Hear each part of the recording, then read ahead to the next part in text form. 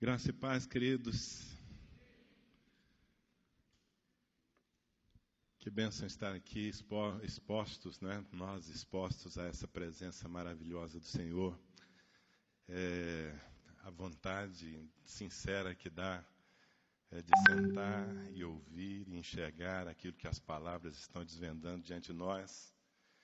Mas é uma grande bênção. Se você não me conhece, eu sou pastor da comunidade cristã de Ribeirão Preto, norte de São Paulo. Não fiz nada de extraordinário na vida. Eu estou aqui porque eu sou amigo do Luciano Subirá, entendeu? E, aliás, já mandei o recado que eu não perdoo dele não ter chegado da madrugada. Então, ele vai ter que se virar com essa. Mas é muito bom estar no Casa de Zadok, porque... Bom, a gente tem tantas conferências no Brasil para as quais os pastores, os líderes correm, e em todas elas, via de regra, Deus está fazendo alguma coisa. Mas a proposta desse encontro não é sobre estratégia, não é sobre como fazemos para que a igreja cresça, ainda que os efeitos colaterais do que Deus faça, eles acabem acontecendo na vida da igreja. Mas é sobre nós, é uma conferência para ministros que estão entendendo que o chamado é para um compromisso com a santidade, que estão dispostos a se exporem à palavra de Deus ao ponto de serem quebrantados. É por isso mesmo que você está aqui nessa manhã. Eu, cada vez que venho, sou muito abençoado e dou graças ao Senhor pela bênção de poder compartilhar com vocês. Falar a líderes no Brasil hoje é, ao mesmo tempo, um desafio e uma grande oportunidade. Nós temos uma nação mergulhada no caos, numa crise de liderança.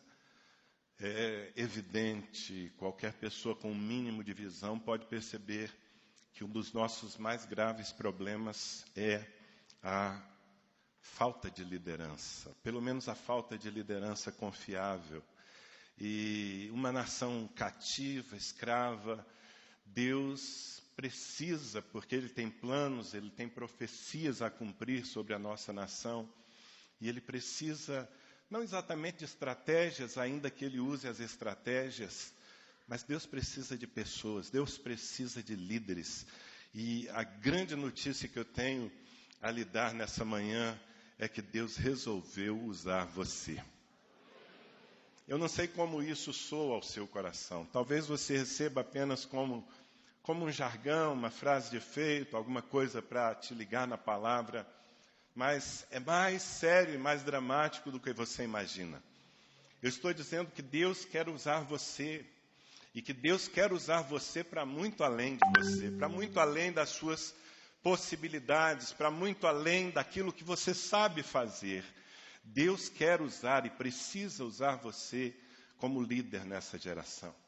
Alguém que seja expressão do seu amor, da sua graça, do seu poder. Alguém que se mova no nível do sobrenatural. Aliás, nós ofendemos ao Senhor quando nós ousamos cumprir o ministério de uma forma natural. Isso é uma ofensa. Porque Deus nos deu o seu Espírito.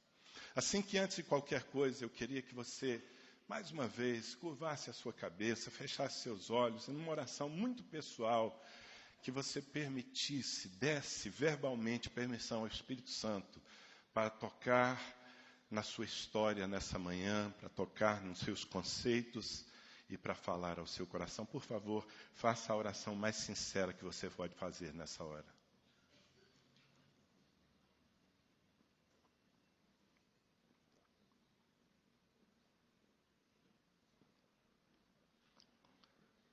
Senhor, não é sobre nós, é sobre a videira. Já entendemos isso e queremos nessa manhã nos expor completamente à Tua palavra. Reconhecemos nela a autoridade absoluta sobre as nossas vidas, Senhor. E pedimos a Deus que aquilo que sair da Tua boca possa passar sem distorções por esse canal e que possa atingir o coração de cada um dos líderes que o Senhor está levantando nessa geração. O que o Senhor precisa mudar em nós, meu Deus, nós dizemos sim, previamente, ainda que doa, ainda que tenhamos que fazer renúncias, dizemos sim, te pedimos, leva-nos a esse nível, onde a nossa vida não passará em vão, em nome de Jesus Cristo. Quantos dizem amém comigo? Amém. Eu quero que você abra a sua Bíblia no livro de Êxodo, capítulo 3. Êxodo, capítulo 3. E nós vamos ler aqui alguns versículos, mas você deve deixar a sua Bíblia acessível, porque nós vamos, enquanto ministro, visitar também outros versículos do capítulo 3 e 4. Uma passagem muito conhecida e que tem muito a ver com o que Deus quer fazer na nossa vida e com a nossa história, ainda que ela seja diferente. Cada um aqui tem a sua trajetória, mas há pontos em comuns e eu acredito que o Espírito Santo pode fazer com que essa palavra seja não para uma multidão aqui, mas ser pessoal na sua vida. Êxodo 3, nós vamos ler o versículo 7, o versículo 9 a 11 e o 13 a 14. 3:7, disse ainda o Senhor, certamente vi a aflição do meu povo que está no Egito, e ouvi o seu clamor por causa dos seus exatores.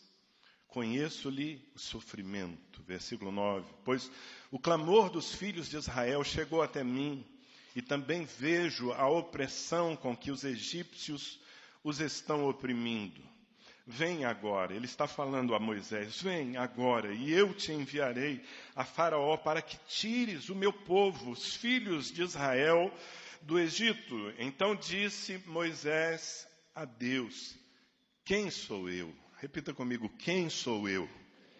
Então disse Moisés a Deus, quem sou eu para ir a Faraó e tirar do Egito os filhos de Israel? Versículo 13, disse Moisés a Deus, eis que quando eu vier aos filhos de Israel e lhes disser, o Deus de vossos pais me enviou a vós outros, e eles me perguntarem qual é o seu nome, que lhes direi? Disse Deus a Moisés, eu sou o que sou. Disse mais, assim dirás aos filhos de Israel, eu sou, me enviou a vós outros. Amém? Confere, está na sua Bíblia aí. O que há de semelhante entre a experiência desse homem? Nós conhecemos a história de Moisés, sabemos no que ele se tornou. Um dos maiores líderes que a humanidade já viu. Um homem que foi capaz de confrontar os poderes inabaláveis de um império, que libertou uma nação inteira, que conduziu uma congregação, uma igrejinha de mais de 2 milhões de pessoas por uma jornada longa. Um homem que se tornou modelo de poder e mansidão. São conceitos que só se juntam no reino de Deus. O reino de Deus é maravilhoso porque conceitos que parecem assim completamente distintos se fundem. No reino você pode e deve ser simples e ser excelente, amém? No reino você pode viver coisas aparentemente antagônicas. Moisés foi um grande líder, cheio de autoridade, cheio de poder, mas que ao mesmo tempo era conhecido e ficou registrado nas Escrituras como o homem mais manso da terra, uma liderança maravilhosa. Esse é o Moisés que nós conhecemos, lendo a história de trás para frente. Mas nesse momento Deus o estava chamando para um grande desafio. Assim como está fazendo com cada um de nós aqui. Havia uma nação, não era com relação exatamente a Moisés e não tem a ver com a sua vida e com a minha vida. Nós já sabemos que não somos o centro do universo, que na verdade Deus nos privilegia com o chamado, mas Ele está sempre pensando adiante de nós. Havia uma nação sofrendo, como há nos nossos dias. Uma nação escrava, uma nação debaixo de poderes naturais e espirituais, opressores. E Deus precisava de liderança. Então Deus vai encontrar esse homem num deserto no qual ele havia se esquecido, ou quem sabe se escondido já há 40 anos. Deus o encontra naquela terra de ninguém e diz, Moisés, eu tenho uma boa notícia. Eu quero usar você. Quero usar você para libertar uma nação. Quero usar você para fazer coisas grandiosas. E quando Moisés ouve as propostas de Deus, no nível que elas vinham, Moisés diz, quem sou eu? Eu não posso. Eu não tenho a mínima condição. Escolhe o outro. E esse não é insistente da parte dele. ele resiste ao Senhor por um bom tempo. Existe aqui um diálogo de palavras e de sinais que Deus precisa investir para libertar esse homem da sua incredulidade. E a incredulidade de Moisés talvez não fosse em relação a Deus em si, mas era em relação à sua própria vida e à percepção do que ele poderia ser. E eu quero falar sobre isso nessa manhã com vocês, embora, pela informação que eu tenho, a maioria, se não a totalidade dos que estão aqui, já estão, de alguma forma, exercendo o ministério. Mas eu desconfio que muita gente aqui tem dito não para as coisas maiores. Se não um não assim, escancarado, desbocado, tem dito não acomodando-se a um ministério comum, a fazer alguma coisa para Deus, a simplesmente cumprir tabela e, quem sabe, se acomodar ao nível do médio, do medíocre, que certamente não é o chamado de Deus para nenhum de nós aqui. Na verdade, o Senhor nos está levantando, procurando levantar, para ir além de nós. E quando nós ou não mergulhamos nessa proposta, não enxergamos a partir de nós, pela graça de Deus, um ministério que de fato toque multidões, toque nações, toque cidades, quando nós não entregamos essa fé que o chamado precisa encontrar, nem sempre é dureza de coração, nem sempre é pura indisposição da nossa parte. Eu já disse não ao Senhor e eu já resisti às suas propostas, pensando racionalmente, olhando para a minha vida, para aquilo que eu sou, que eu era, em cada ocasião em que Ele me propôs coisas maiores, dizendo, Senhor, o endereço está errado, não sou eu, isso é muito maior que eu. E sabe, como eu disse, não é dureza de coração, na maioria das vezes não é. Imagino que se você teve a disposição de investir o seu tempo, o seu dinheiro, o seu tempo principalmente, estar aqui, é porque você quer servir a Deus, mas às vezes as coisas maiores lhe assustam, as coisas maiores lhe fazem perceber que você é completamente inadequado, incapaz, e se é o seu caso, de alguma forma, eu quero te dizer, bem-vindo ao clube. Bem-vindo ao clube. E Moisés estava assim, dizendo não. Por quê?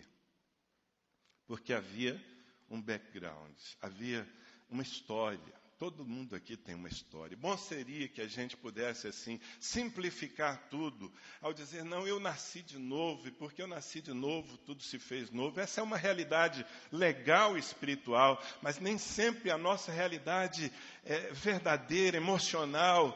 Nós nos vemos a partir da nossa história.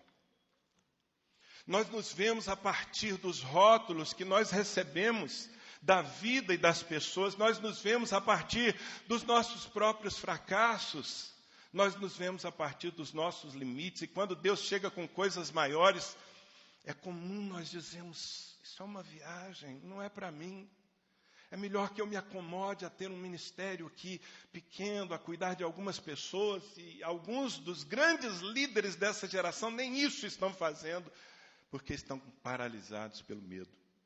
Se você avaliar quem era o Moisés que estava ali diante de Deus, cheio de questões, na verdade, quando ele diz quem sou eu, Moisés está colocando para fora, em primeiro lugar, uma falta de identidade verdadeira. Ele não sabia mesmo quem era. Mas por trás desse quem sou eu, há uma certa autocomiseração, um apequenamento da sua vida resultante de todas as experiências que ele tinha vivido até ali. Você conhece a história de Moisés, eu não tenho tempo e não vou gastar o tempo aqui indo aos detalhes, lendo os textos, mas Moisés, como, aliás, eu posso dizer todos nós aqui, desde antes de nascer, ele foi colocado na mira para ser um ninguém. Eu acho que se nós avaliarmos a nossa trajetória, vamos acabar chegando à conclusão que essa é a nossa verdade também, pelo menos experimental. Antes de nascer, esse homem, esse líder, já estava recebendo impressões do mundo, dizendo, ei, você não é bem-vindo aqui. Pense, ele era filho de escravos. Os seus pais viviam em pobreza e debaixo dos chicotes de Faraó. Há um texto que diz que Faraó fazia os hebreus amargarem a vida. É numa família dessa que ele vai nascer. Ele é gestado num ambiente de medo, porque havia um decreto dizendo que se os filhos dos hebreus nascessem machos, porque você sabe, não é que a verdade é que ou nasce macho ou nasce fêmea, ou é menino ou menina. O que passa disso é confusão. Eu nunca pensei que ia chegar um tempo em que a gente ia ter que defender essa ideia óbvia, não é? Mas já chegou. Bem-vindo ao final dos tempos. Mas receber um filho normalmente é uma festa, não? A Mônica sempre brinca comigo quando nós recebemos nossa primeira filha, a Monique. A Monique é uma menina linda, que eu também já tive, assim, digamos, o desafio de entregar a outro homem, porque ela se casou no final do ano passado. Mas quando a Monique nasceu, era feinha. E a Mônica disse que eu, então, estava lá ansioso, esperando a notícia. Nasceu, e eu corri para o berçário, sabe? Aquela janela de vidro que tem no berçário dos hospitais. E eu corri para conhecer a minha filha. E, de repente, eu vi uma lindinha. E eu olhei para ela feliz. E a enfermeira disse...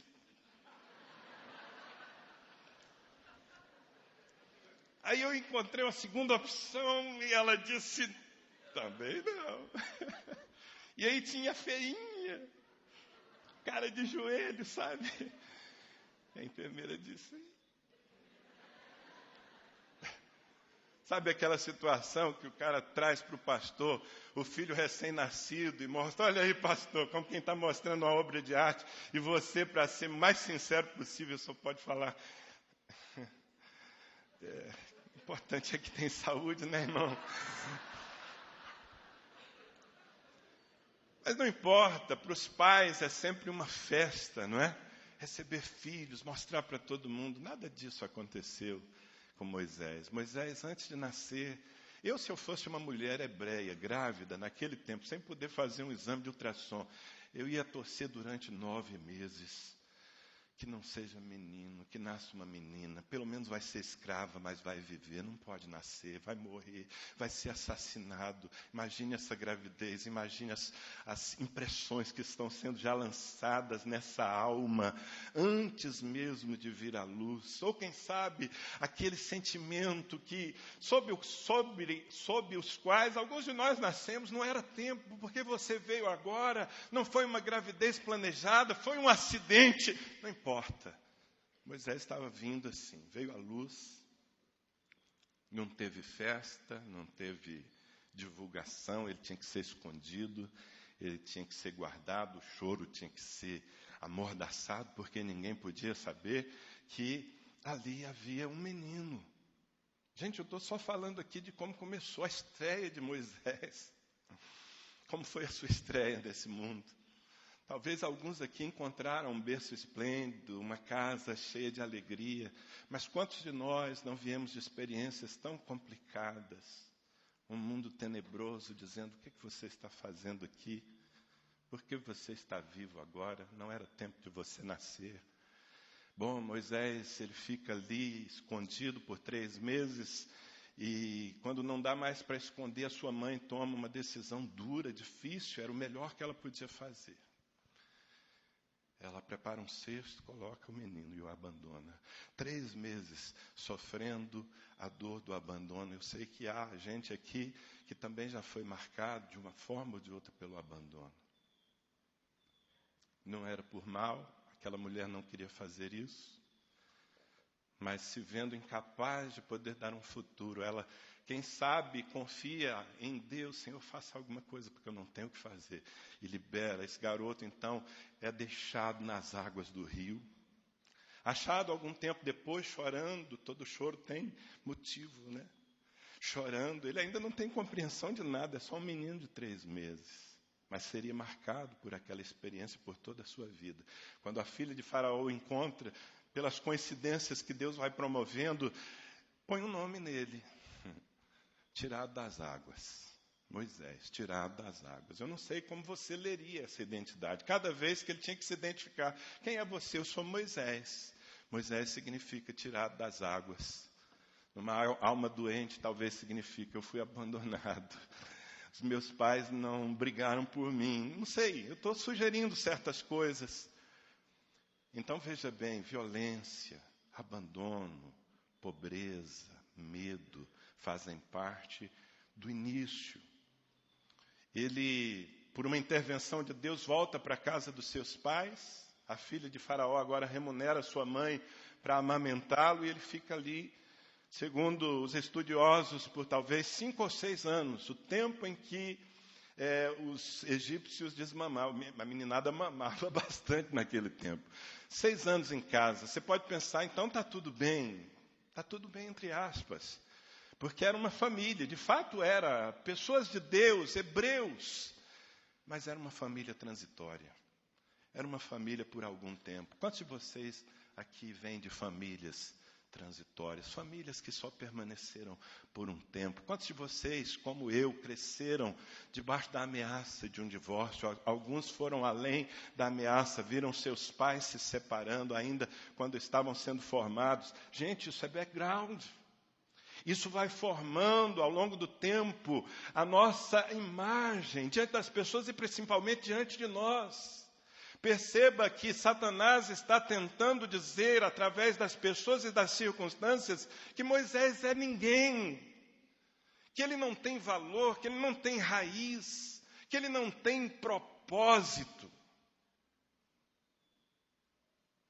Bom, ele fica na casa dos seus pais ali. Possivelmente ele tenha recebido, na tenra idade, alguma informação sobre o verdadeiro Deus, o único Deus.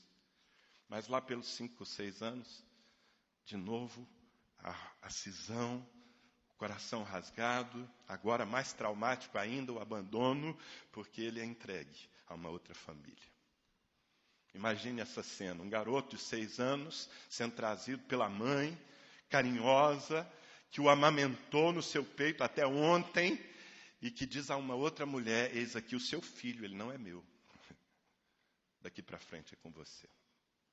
E ele vai viver num palácio. Talvez alguém assim mais materialista pense, pronto, mudou a vida, zerou, era tudo que eu queria, viver num palácio. Só que não, porque nada substitui família. Por mais deslumbrante que pareça, nada substitui uma família. Nada substitui uma família de Deus. E ele cresce como filho de Faraó, neto de Faraó, na verdade. Você já pensou nos conflitos? Quem que eu sou? Esse quem sou eu não é novo, não é daquela hora. Quem sou eu? Eu sou hebreu ou eu sou egípcio? Eu sirvo ao Deus que eu vi os meus pais adorarem? Ou eu sirvo a esse tanto de deuses libertinos que me são apresentados aqui no Egito? Quem sou eu? E quando chega a idade adulta, ele resolver, porque a gente sempre tenta resolver, não é verdade? Muitos de nós aqui fizemos tentativas, assim, solo, de resolver a nossa vida, resolver a nossa identidade, resolver essa questão tão fundamental. Quem sou eu? Por que eu estou aqui? Qual é o sentido da minha vida? Moisés resolveu fazer isso por conta própria, como a maioria, inclusive alguns dos que estão na igreja. Ele disse, eu sou hebreu e eu preciso me alinhar à causa do meu povo, eu preciso lutar pelo meu povo. E tentando fazer o certo, ele comete um grande equívoco. Você conhece a história, ele para defender um hebreu acaba matando um egípcio. Se torna sem querer um assassino, ele estava tentando acertar, ele estava tentando encontrar a sua raiz. Quem está entendendo?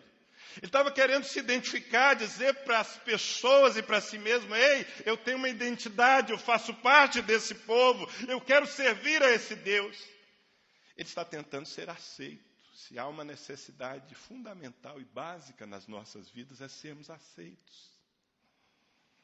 E sem conhecer a maioria de vocês aqui, eu sei que muitos tiveram problemas com aceitação. Ser aceito.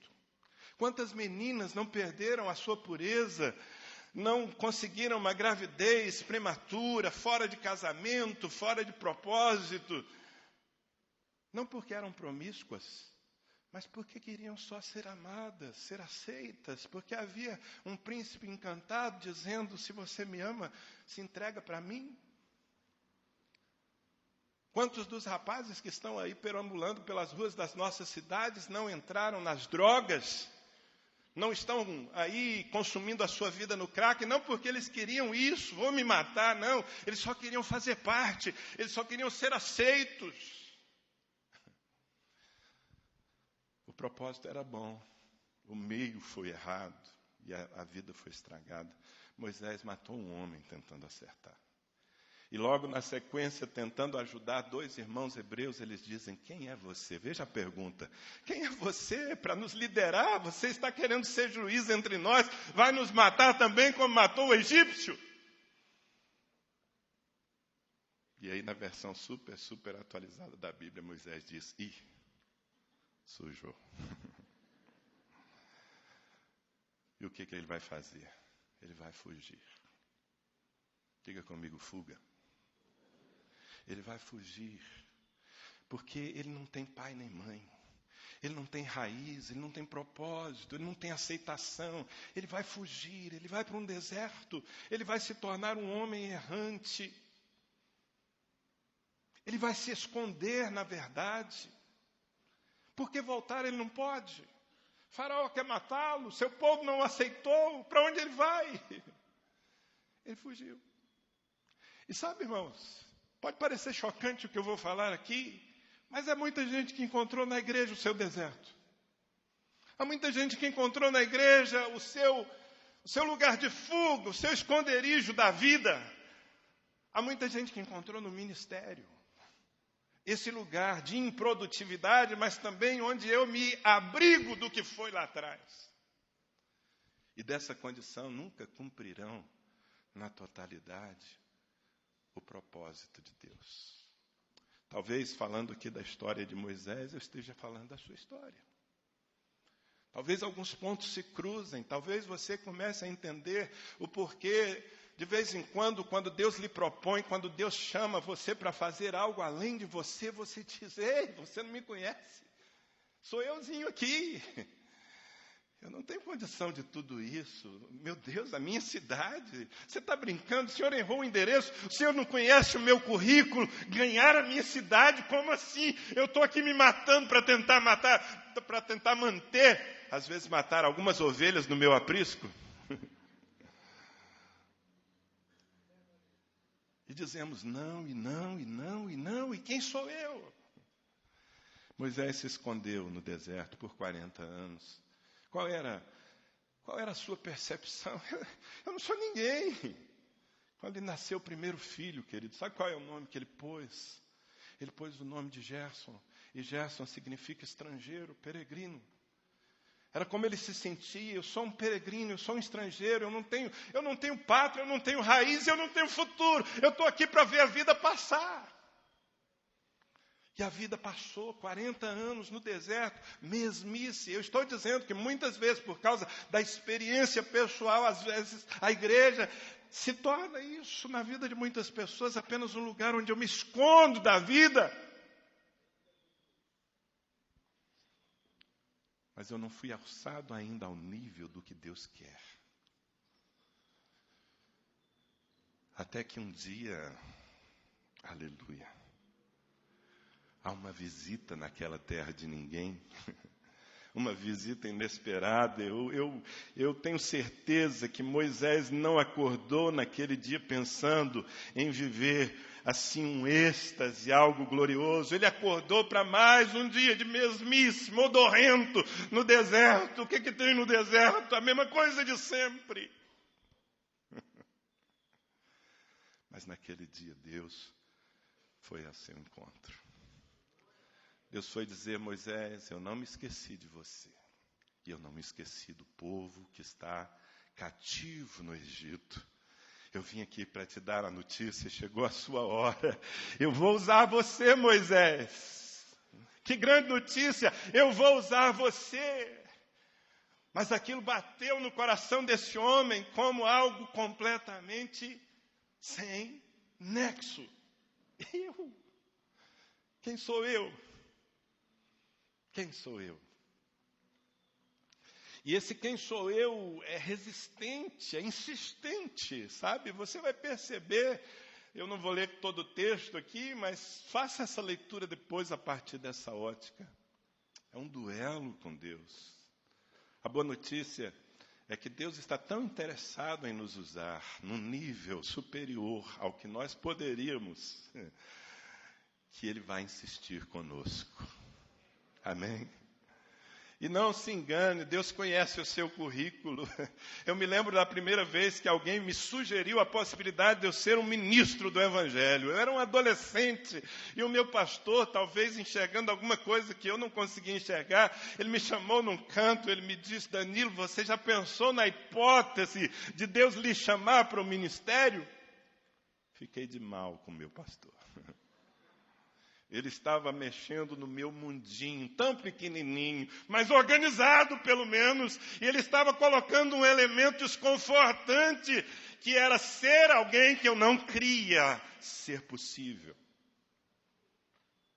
Irmãos, sejamos sinceros, muitas vezes nos sentimos assim.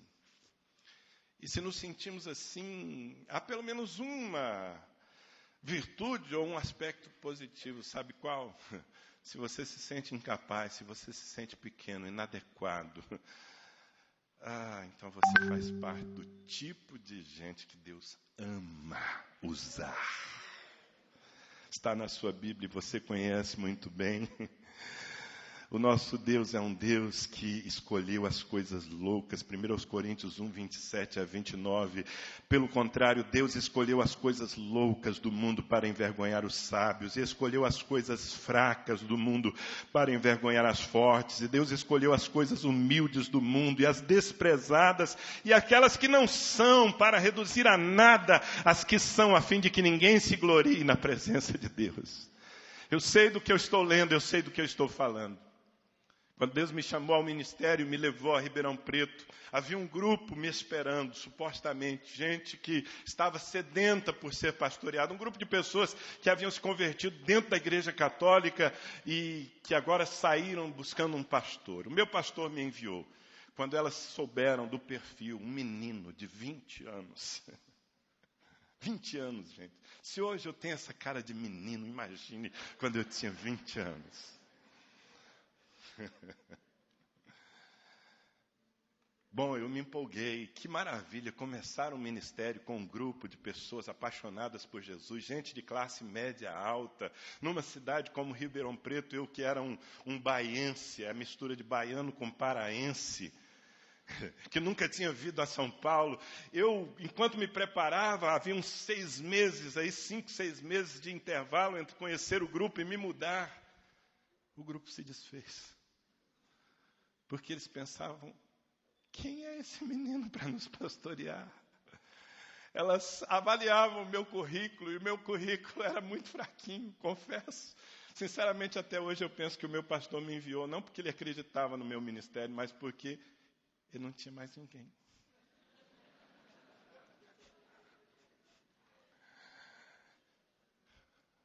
Foi assim que eu estreiei no ministério, desacreditado. Minha igreja, ela desapareceu antes de eu chegar. Ainda bem que Deus crê em nós, ainda bem que Deus insiste, ainda bem que Ele continua dizendo, mas é você que eu quero usar. E hoje, se você for a Ribeirão Preto, encontrar alguma coisa ali motivadora, inspiradora, certamente vai encontrar. É fruto desse Deus que faz muito além de nós. Mas, enfim, as nossas resistências são reais. E como é que Deus quebra isso? Como Deus quebra isso? Como Deus pode tirar você da sua história? Talvez você esteja no ministério vivendo ainda a sua história, ou vivendo a história que as pessoas escreveram a seu respeito, ou pior ainda, a história que Satanás tentou orquestrar para diminuir você e fazer você se sentir um zero à esquerda, um João ninguém, nessa geração com 7 bilhões de pessoas ao redor da terra. Como é que Deus quebra isso? Deus encontrou um Moisés incrédulo e Deus então, ele vai fazer certas coisas aqui que são fantásticas, porque a forma de Deus tirar-nos do nosso cativeiro é fenomenal. Deus faz alguns sinais diante dos olhos de Moisés. Eu quero já adiantar para vocês que os sinais, os milagres que Deus faz ali naquele dia de visitação em Horebe, não são apenas sinais, não são apenas coisas que Deus faz assim como um show pirotécnico para chamar a atenção daquele homem, mas são mensagens ao espírito de Moisés. Como eu disse, ele acordou para um dia comum, mas naquele dia aconteceram algumas coisas que mudaram para sempre a vida dele e a vida de uma nação. Eu quero que você acompanhe comigo a leitura de Êxodo 3, versículos 2 e 3. Apareceu-lhe o anjo do Senhor numa chama de fogo, no meio de uma sarça. Moisés olhou e eis que a sarça ardia no fogo e a sarça não se consumia. Então disse consigo mesmo: irei para lá e verei esta grande, o que está escrito aí na sua Bíblia, irmão? Esta grande maravilha. Diga maravilha, por favor. Se você tem esse hábito, marque na sua Bíblia essa palavra maravilha. Irei para lá e verei esta grande maravilha. Por que a sarça não se queima?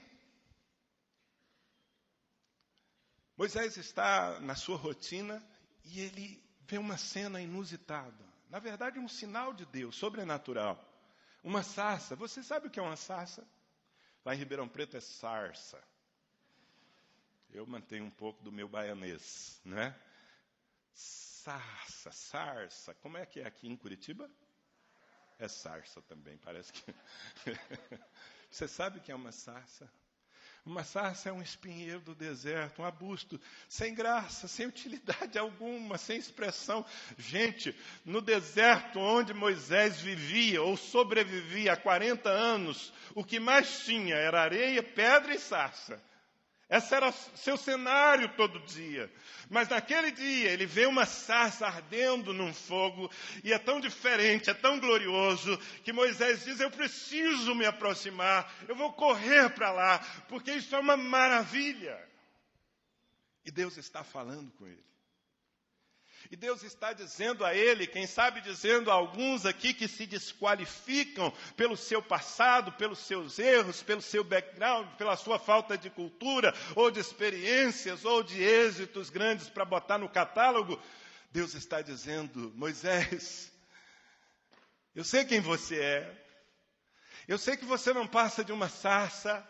Eu sei que você se tornou um espinheiro do deserto, uma pessoa seca, sem propósito, disposta a ferir qualquer um que se aproxime. Eu sei quem você é.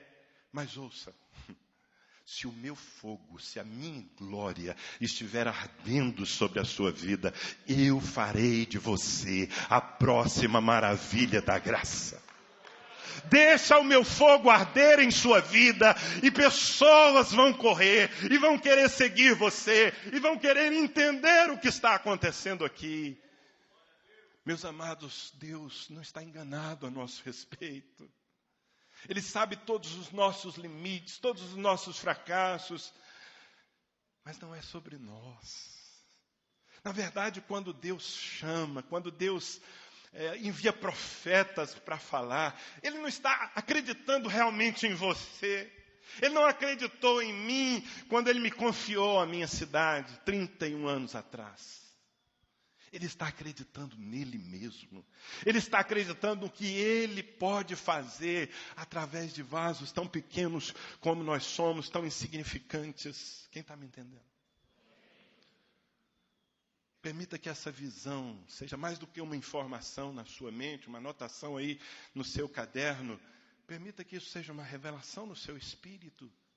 Tudo que eu preciso é que você permita que o meu fogo arda em sua vida, que a minha presença se manifeste na tua humanidade, nos teus limites, nos teus fracassos, na tua falta de dons, de cultura, quem sabe, de dinheiro, nem pensar. Mas olha, deixa o meu fogo arder em você.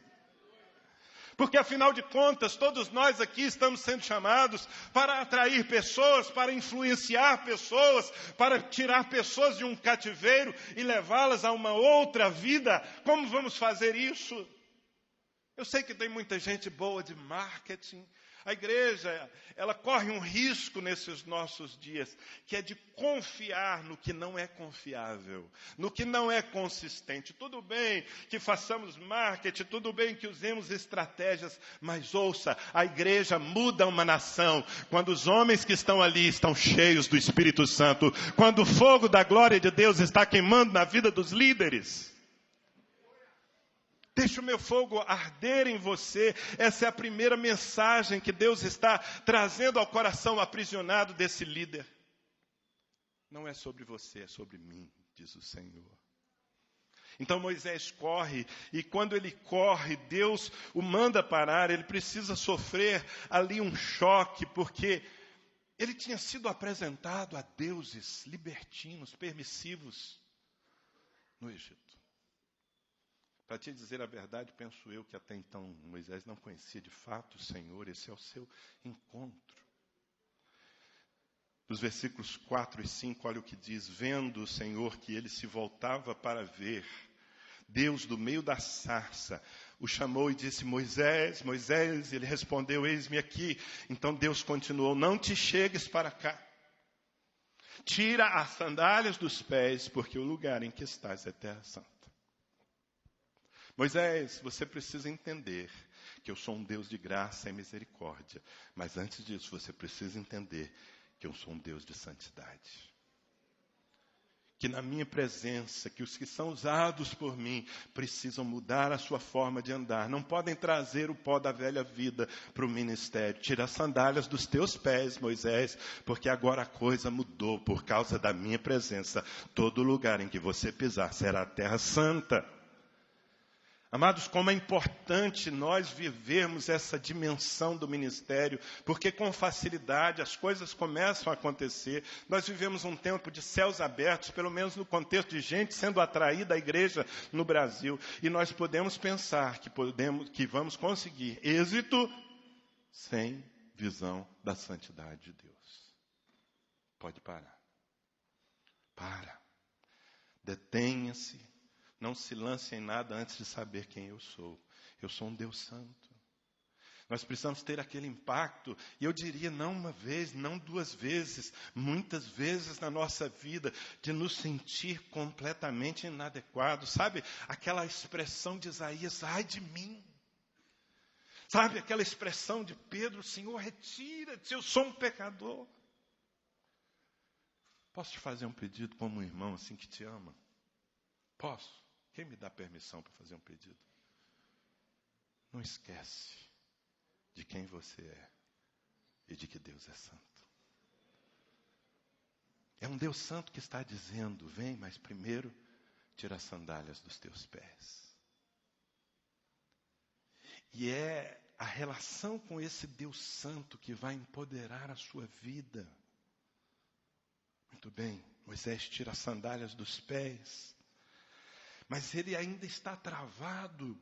As suas cadeias são maiores do que a sua vontade. E Deus precisa ir além nesse processo. Muitas vezes o Senhor precisa tirar certas coisas, certas mensagens que foram imprimidas em nossa mente e coração.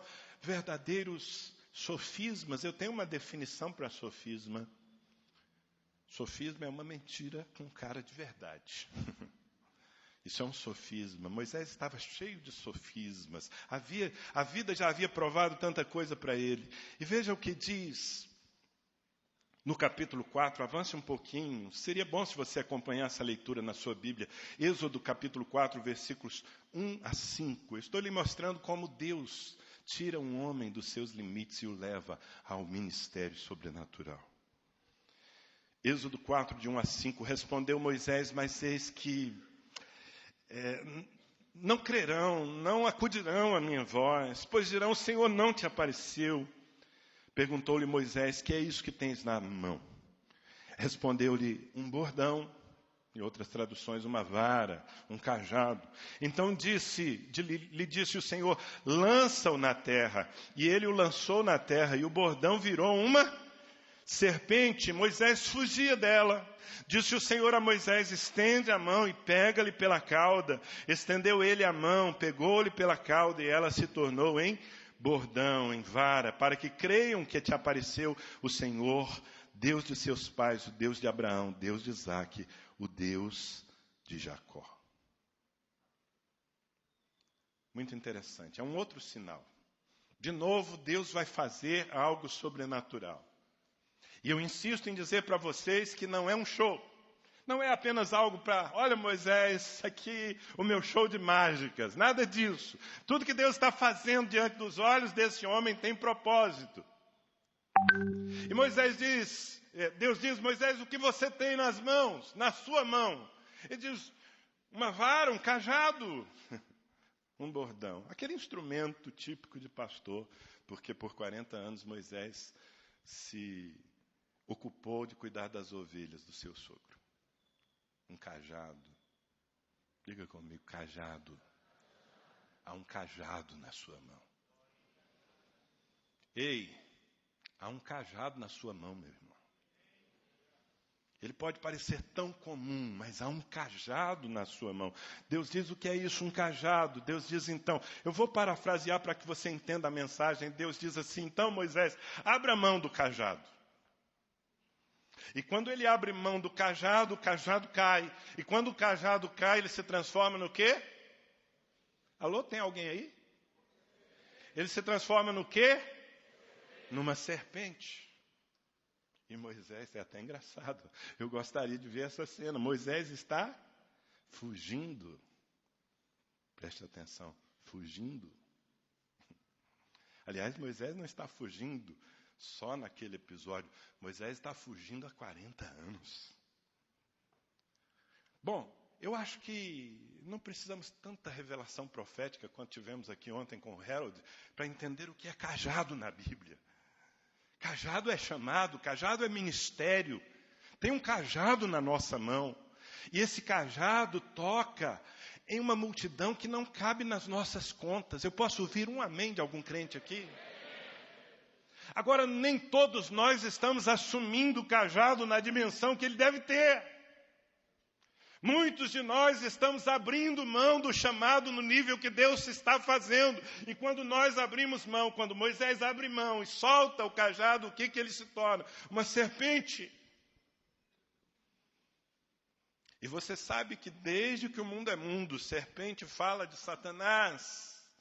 Satanás, o diabo, é descrito em Apocalipse 2 vezes como a antiga serpente. Foi a primeira maneira como ele se apresentou no mundo dos homens. Serpente, Satanás.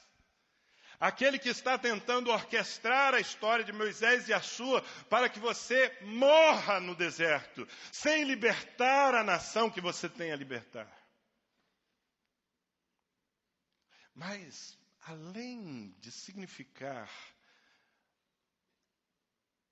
Satanás, império das trevas, serpente, nesse contexto, representava também Egito. Vocês já viram quanto de serpente há nas figuras do Antigo Egito? Sim ou não? As figuras do Antigo Egito, procure, peça para o Google trazer uma imagem dos faraós. Em muitas dessas imagens você vai ver um adereço saindo da testa de faraó em forma de uma serpente. Portanto, serpente, na história de Moisés, significa Egito, significa passado, significa tudo aquilo que ele temia e do que ele fugia. E agora Deus está dizendo a Moisés, e certamente dizendo a pessoas que estão aqui nessa manhã, você precisa tomar uma decisão.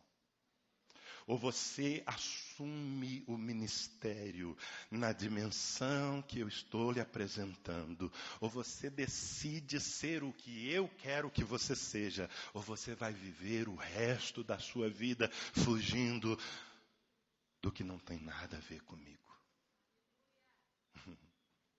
E aí?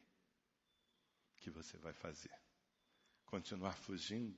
Como eu disse, às vezes fugindo para um ministério pequeno, medíocre, incrédulo. Você vai entender que na presença de Deus há uma autoridade, que na presença de Deus, que no chamado de Deus existem possibilidades que você nunca vislumbraria ou poderia viver, mas que agora estão disponíveis. E Deus diz: Moisés, pega essa serpente pela cauda. Gente, olha, eu não sou um especialista, mas eu recomendo, não faça isso em casa. Se tiver uma serpente, não pegue, não chegue perto, por favor. E se tiver que pegar, pela cauda não, gente. Você não pode pegar uma serpente pela cauda, porque ela vai se voltar e vai ferir você, vai envenenar você. Mas Deus diz: Moisés, você precisa entender o que é a autoridade no ministério. Pega pela cauda. E este homem está sendo, talvez pela primeira vez na vida, a crer, não em si mesmo, mas no poder de Deus, porque em si mesmo ele já havia tentado crer e fracassou, lembra, 40 anos atrás. Então pega pela cauda, porque eu estou aqui, porque você está na minha presença, porque há uma palavra sobre a sua vida. Pega pela cauda. Eu fico imaginando Moisés trêmulo, mas se esforçando em fé. Diga comigo, fé. Meu amado, sem fé é impossível agradar a Deus. Sabe, se nós não entrarmos no ministério de fé, e entrar no ministério de fé significa aceitar coisas que vão além da lógica, além da razão, além das contas, além do que você pode. Eu sempre digo a minha definição de fé. Eu sei que tem uma definição clássica, né, em Hebreus capítulo 11, a fé é a certeza das coisas que se esperam, convicção do que se não vê. Mas eu tenho uma definição, claro, não tão profunda, mas mais direta. Fé é uma doidice. Se a razão não gritar, se a razão não disser: ei, você ficou maluco, gente, não é fé ainda. Você vai dar uma oferta e vai dizer assim: deixa eu dar uma oferta de fé. Se a razão não gritar e falar: cara, pensa bem, não é fé ainda. Tudo bem, pode ser uma oferta. A razão sempre grita. Quando ela não grita dentro de nós, ela grita através da esposa que está do lado. Bem, tudo isso.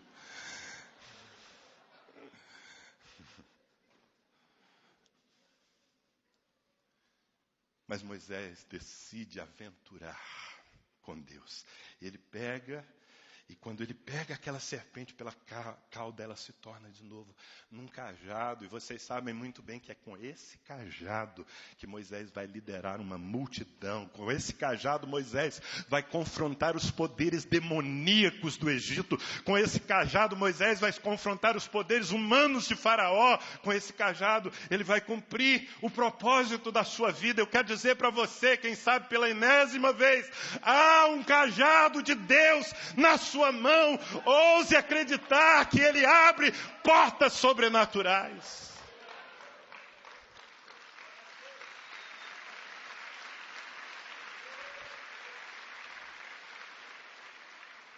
É a minha história ou a sua história. Você tem que decidir. Deus está querendo escrever algo novo. Decida. Esse é o momento. Há uma nação esperando. Há uma nação sofrendo, cujo clamor está subindo ao céu. Mas Moisés, mesmo entendendo a questão da autoridade, de decidir viver um novo tempo, Moisés ainda tem lembranças. Eu matei, como é que... Agora eu vi a tua santidade. Tu és um Deus santo. Talvez eu serviria para ser um bom sucessor de Faraó, Senhor. Lá no Egito os deuses não são exigentes, eles não são santos. Mas tu és santo e eu sou um pecador. Eu sou um assassino.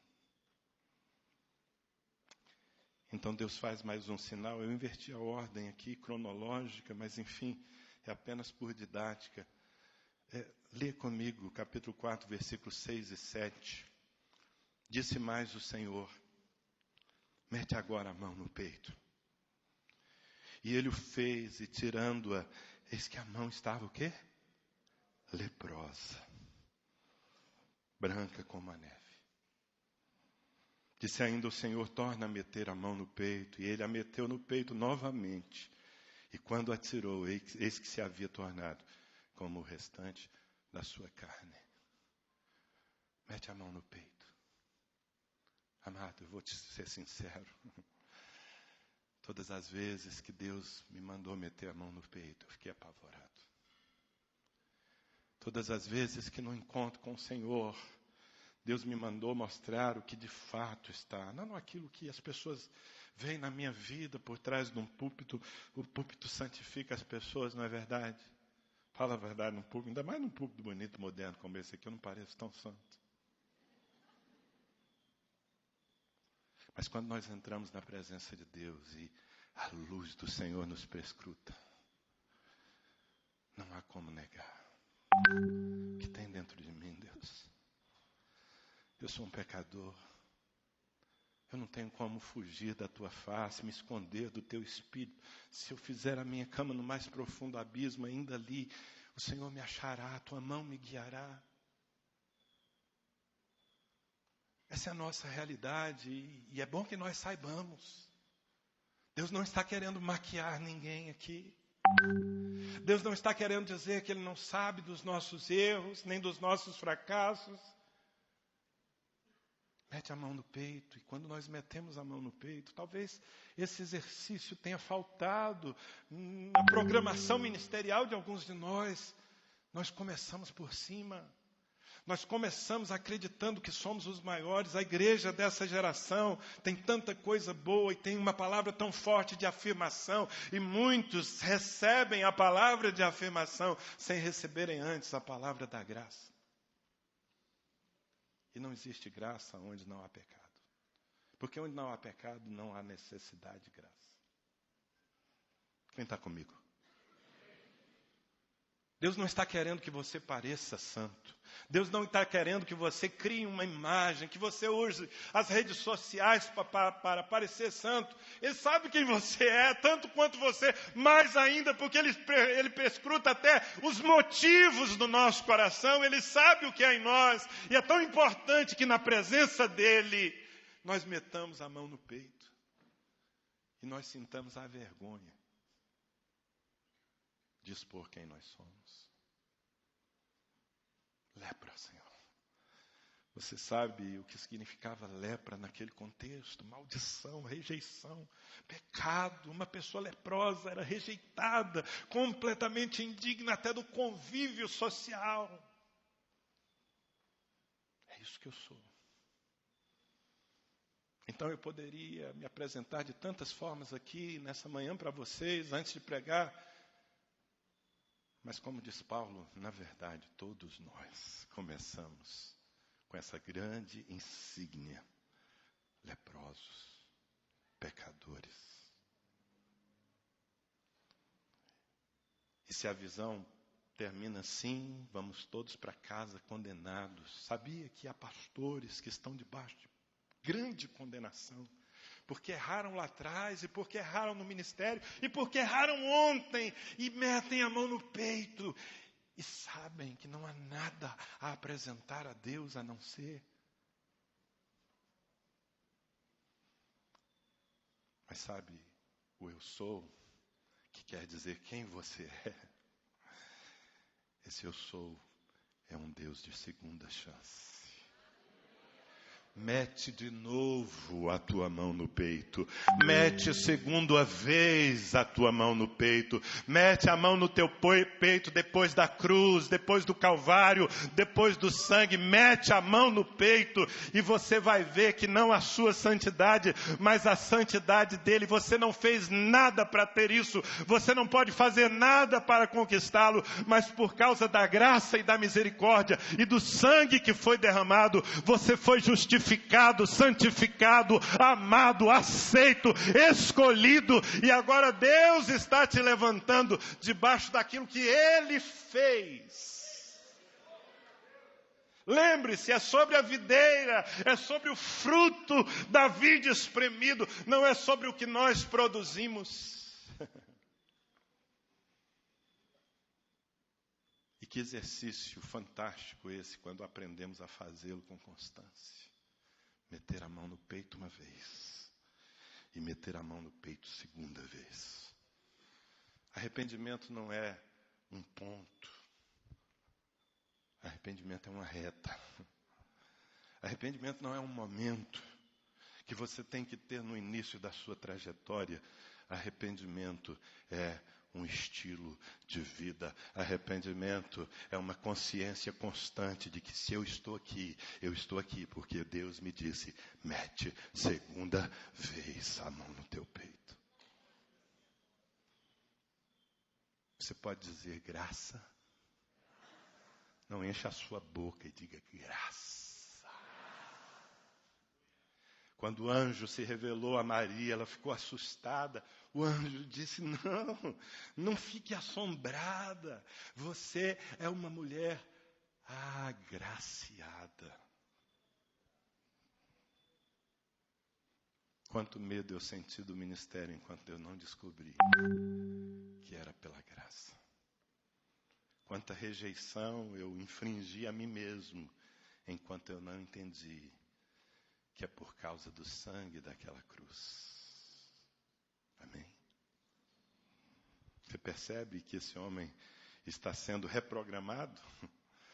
E eu oro sinceramente para que isso seja mais do que uma mensagem a ficar na sua mente durante algumas horas ou nas suas anotações aí amarelando, que isso seja uma experiência na sua vida, que a presença do grande eu sou reprograme a sua identidade. Moisés se sentia um homem sem destino, sem raiz, sem pai nem mãe. Deus se apresenta a ele e diz, eu sou o Deus de teu pai, o Deus de Abraão, o Deus de Isaac, o Deus de Jacó. Você não é um órfão, você não é um filho do pecado, você não é um acidente de percurso, você é alguém que tem uma raiz santa, porque na cruz você foi feito filho de Deus.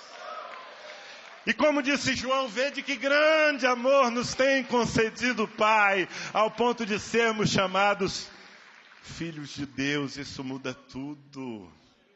Isso muda tudo, meu irmão. Aos que o receberam, deu-lhes o poder. Há um poder em ser filho de Deus. Eu não sei, talvez a sua história esteja debaixo do jugo. Pastor, eu vivi debaixo dos chicotes, das pauladas de um pai bêbado. Pare com isso. Pastor, eu não tive pai. Eu não sei nenhum nome, não tem na minha carteira de identidade. Ei, essa é a história da qual Deus está te tirando. Você foi enxertado na cruz. Você recebeu um Pai perfeito, um Pai santo, um Pai amável, um Pai poderoso, um Pai que te respalda, um Pai que te envia, porque Ele confia, desculpa, não exatamente em você, mas Ele confia nele, em você, Cristo em nós, a esperança da glória. Deixe para trás toda condenação. Se você me disser, mas eu não sou digno, eu vou dizer, é verdade. Mas eu preciso completar.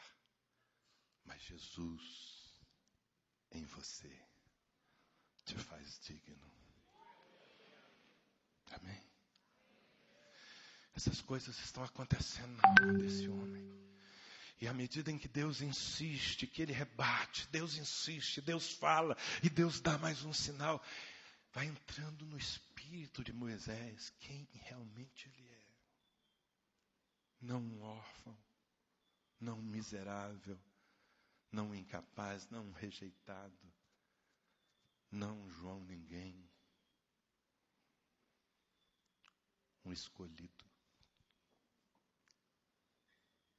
Eu não sei como essa palavra entra no seu coração, mas eu e você somos escolhidos.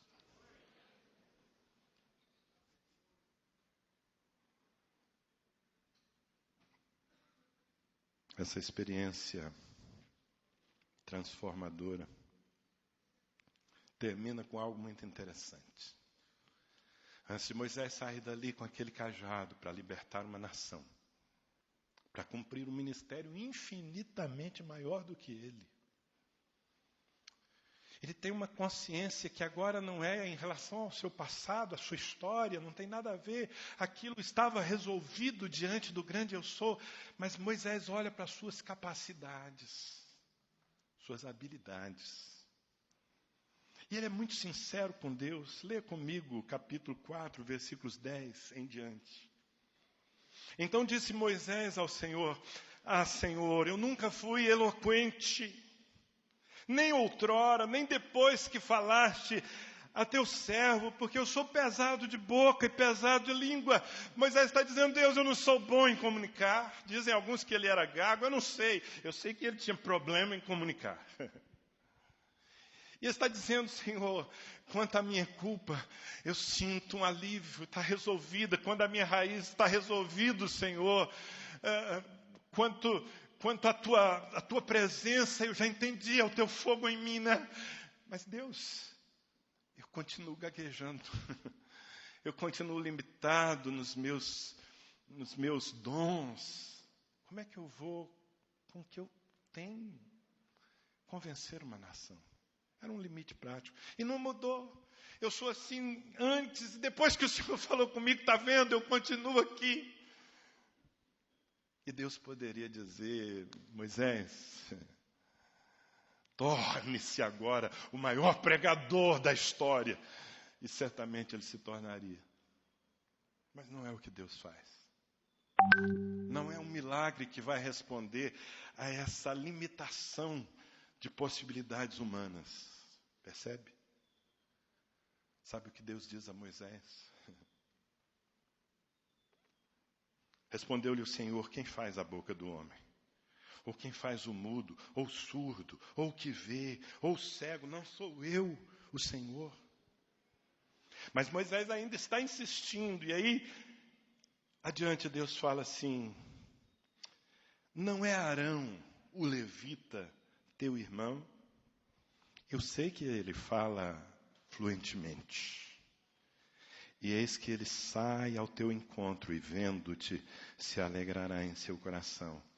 Tu, pois, lhe falarás e lhe porás na boca as palavras, e eu serei com a tua boca e com a dele, e vos ensinarei o que deveis fazer. Que interessante. A esse limite de Moisés, Deus não responde com um milagre. A esse limite de Moisés, Deus responde com uma aliança. Sabe por quê, meus irmãos? Porque nem eu nem você nunca seremos bons o suficiente para andarmos só.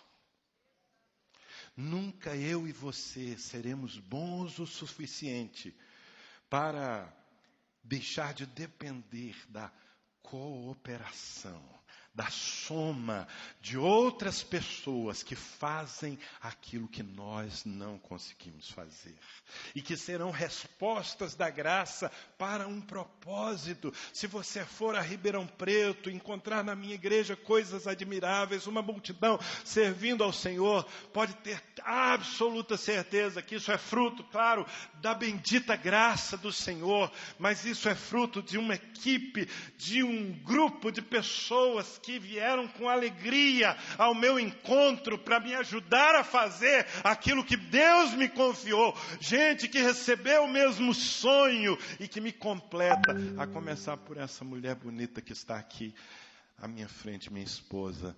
Você nunca será tão poderoso e tão bom que prescinda dos seus irmãos.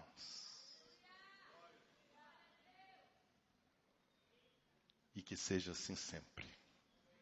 Porque no dia em que você se colocar sob o pedestal do sofisma de que você basta, acabou. Moisés sai desse lugar com um cajado na mão, com uma autoridade, com uma convicção, com uma identidade tão clara de quem ele é em Deus, que ele volta ao Egito.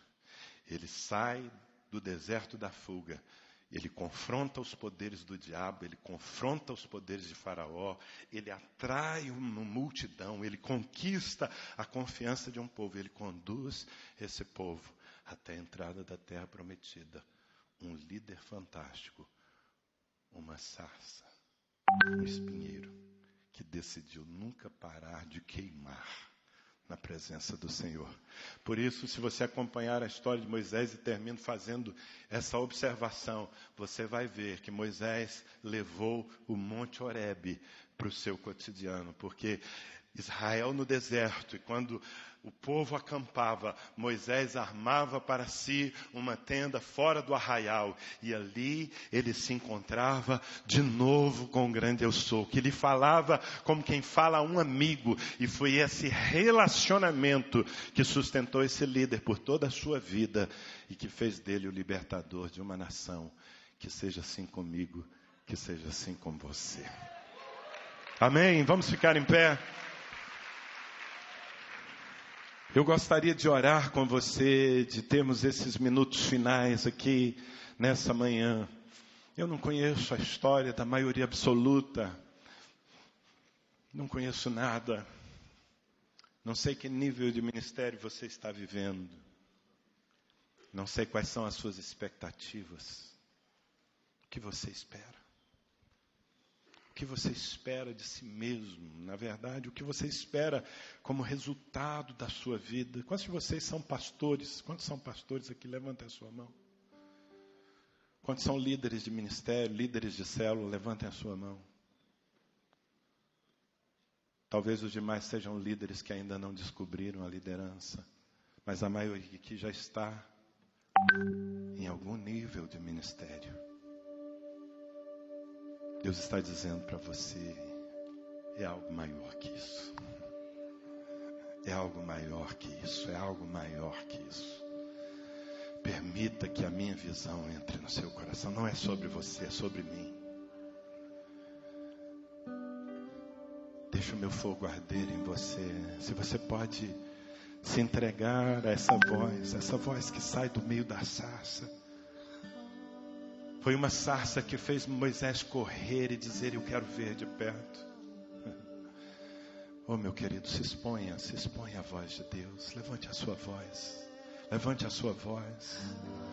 Talvez você tenha que ser sincero e dizer, Senhor, eu tenho realmente vivido assim, escondido no que é normal. Vivendo às vezes uma mesmice, uma pequenez travestida de humildade. Mas eu estou entendendo que o Senhor tem algo maior que eu. Muda o meu coração, meu Deus. A insignificância, uma alma ferida, tem sido o seu argumento para dizer, passo. Rejeições que você já sofreu no ministério lhe fizeram apequenar. E você está dizendo, Deus, escolhe o outro. Você se tornou seco. Quantos líderes estão secos? Espinheiros do deserto, ferindo até mesmo as suas próprias ovelhas. Deixa o fogo de Deus arder na tua vida, querido. Deixa o fogo de Deus arder na tua vida. Você se sente sem pai nem mãe,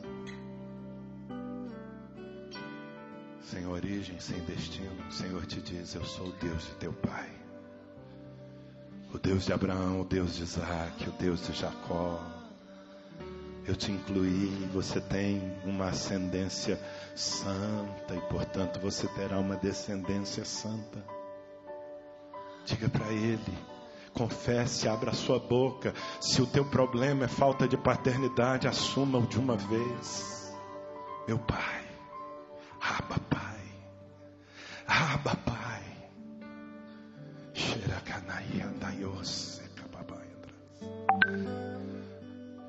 O que te pesa? A culpa, o pecado. Tantas vezes fracassando. A lepra no coração, a rejeição, o sentimento de vergonha, o que te domina. que te impede, mete segunda vez a mão no peito. Ouse acreditar no que Jesus fez. Mete segunda vez a mão no peito. Tem uma outra vida para você viver. Eu queria dar a oportunidade, porque eu sinto que alguns dos meus irmãos que estão aqui nessa manhã precisam se posicionar, precisam decidir que vão acreditar no que Deus diz a seu respeito. Precisam pegar essa serpente, esse passado, esse medo pela cauda e transformá-lo no grande argumento, no seu maior testemunho. Alguns aqui precisam ser livrados da sua culpa e assumir que foram santificados de uma vez por todas em Cristo. Se é o seu caso, meu irmão, sai do seu lugar, vem aqui para frente. Você que está dizendo hoje, eu estou saindo da mediocridade, da minha perspectiva humana, eu estou saindo do deserto, da fuga, e eu estou assumindo crer no que Deus diz a meu respeito. Você que reconhece que não tem muita coisa para dar, mas que tem coragem de dizer: Senhor, incendeia a minha vida, eu quero ser uma sarça ardente, porque o teu fogo não destrói, o teu fogo não humilha, o teu fogo atrai. Eu preciso do teu fogo, nem que seja para confessar que você não é suficiente. Sai do seu lugar e vem dizer para Deus: usa essa sarça, Senhor, usa esse espinheiro. Eu sou o que sou, diz o Senhor. A sua identidade está em mim. Você é o que eu digo que você é. Você faz o que eu digo que você faz.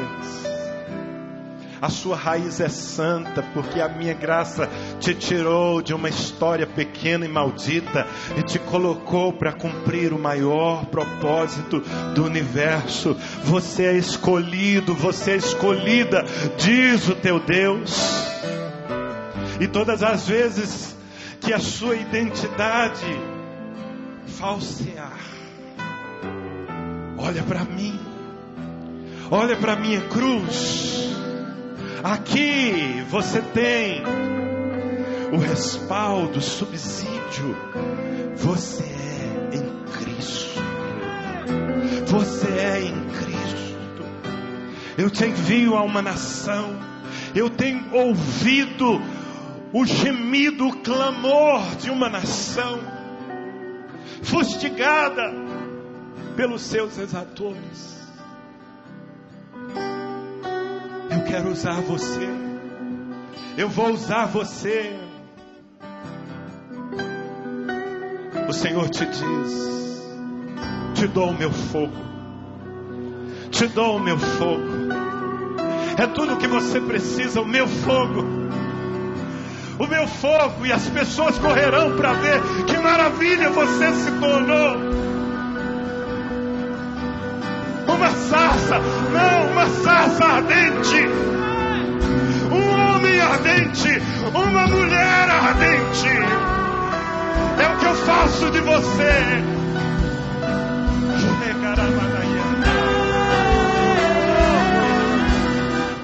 Posso te fazer uma pergunta? O que tens nas mãos? O que tem na tua mão? Diga: um cajado. Você pode fazer um gesto profético. Segura esse cajado. Diga comigo: há um cajado em minhas mãos. Não foi o meu sogro que me deu. Não foi a minha vida que me deu. O cajado que está nas minhas mãos foi o meu Deus que me deu.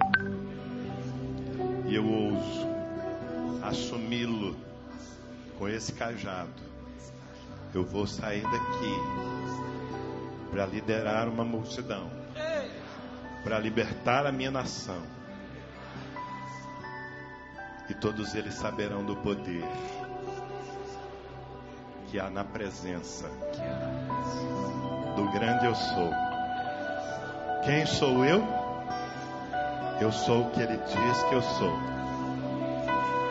Escolhido. Escolhido.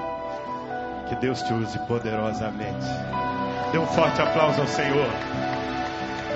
Aleluia!